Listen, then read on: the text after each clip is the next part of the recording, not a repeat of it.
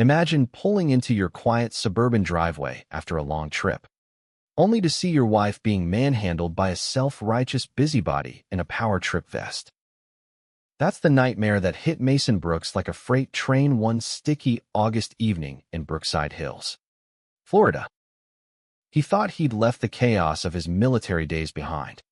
But nope, suburbia had its own brand of battlefield, ruled by clipboard-wielding tyrants. Mason had been away for 2 weeks, training rookies in defensive tactics down in Jacksonville. The drive home was a straight shot through pine-flanked highways, windows down, the salty breeze mixing with the hum of tires on asphalt.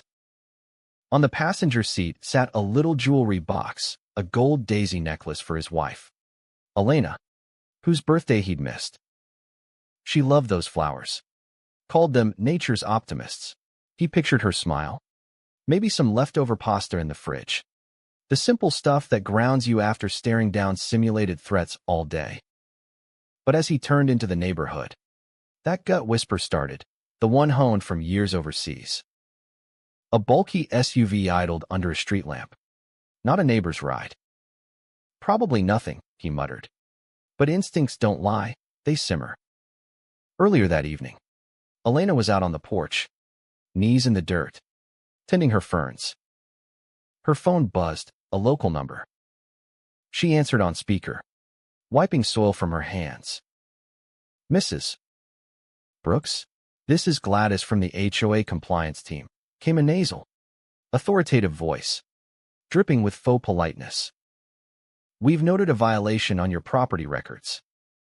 Those potted plants exceed the approved height by 2 inches, could obstruct sight lines and lower community standards. Elena blinked. 2 inches? We've had them for years. Must be a mistake. Gladys didn't budge. Ma'am, per bylaws section 4.2, non-compliance triggers immediate remediation. A team's en route to assist. Better now than a lien on your deed. Lien? That word prickled. They'd dealt with HOA nonsense before. Finicky rules about mailbox colors and lawn lengths. Elena asked for credentials. You'll see them when we arrive, Gladys clipped. Hanging up. Uneasy, Elena tried the HOA office, but it was after hours. She shrugged it off, figuring Mason could handle it later. Big mistake. That hesitation cracked the door for absurdity to barge in. Minutes later, the SUV pulled up. Out waddled Gladys, a hefty woman in her 50s, fluorescent vest straining over her frame, clipboard clutched like a scepter. Her partner, a wiry guy with a tool belt, lingered by the vehicle. Gladys rapped on the door, lips pursed in that, I'm doing this for the greater good smirk. Mrs. Brooks, open up. We're here to enforce order. Elena cracked it. Chain latched. This can wait till morning. My husband's on his way. Gladys's eyes narrowed, scanning the porch pots like they were felons. Ma'am, delays invite chaos. Step aside. We'll remove the violations ourselves. Elena laughed incredulously. Remove my plants? Over my dead body. The wiry guy stepped up, muttering about community harmony. When Elena tried to shut the door, Gladys wedged her foot in, chain groaning. Non-cooperation noted, she barked, shoving through. The chain popped. Elena stumbled back. Gladys grabbed her arm, twisting it. You're obstructing official duties. Could be fined per infraction. Her voice rose to a shrill pitch, face flushing red as she yanked Elena toward the steps, ranting about upholding values, while dirt from overturned pots scattered like confetti at a farce. Rain started pattering as Mason rounded the corner, headlights cutting through the haze. He spotted the commotion, 3 figures under the porch light. Elena's feet slipping on wet wood, Gladys gripping her hair like a bad perm job. Fury boiled, but training kicked in. Assess. Approach silent. He killed the engine mid-street, stepped out, rain muffling his boots. The Glock under his jacket felt reassuring. Elena's eyes locked on his, relief flashing amid the terror. Gladys spun halfway, releasing Elena with a huff. "Sir, this is HOA business.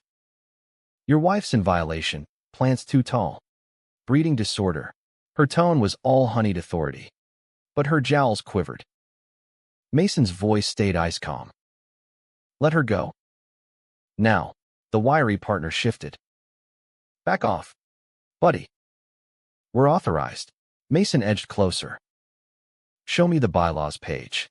Gladys faltered, shoulder dipping as she fumbled her clipboard. "It's in the van. Lie detected." Mason didn't blink, fired a warning shot into the railing, splintering wood inches from her hand. Gladys yelped, staggering back. Assault on an official, but her vest's fake HOA patch peeled in the rain, ink running like mascara. Elena bolted inside, locking up. The SUV revved, but Mason popped the tire with another low shot. Tires screeched, the vehicle fishtailed. Sirens wailed, neighbors had called. Cops swarmed. Mason's buddy Detective Hale leading. "Mason? What fresh hell?" "Fake HOA goons," Mason said. Gun lowered. "They found it all in the SUV, forged docs, zip ties, even a sedative, part of a scam ring bullying folks into signing over fines that ballooned to property grabs." Gladys sputtered excuses.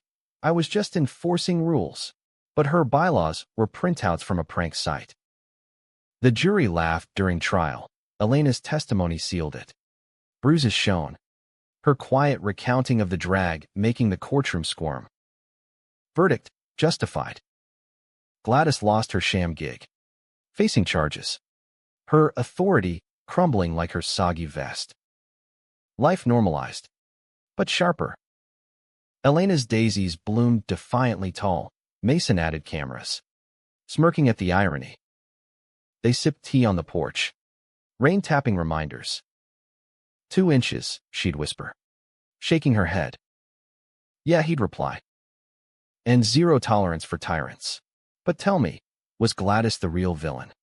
Or just a symptom of neighborhoods choking on their own petty rules?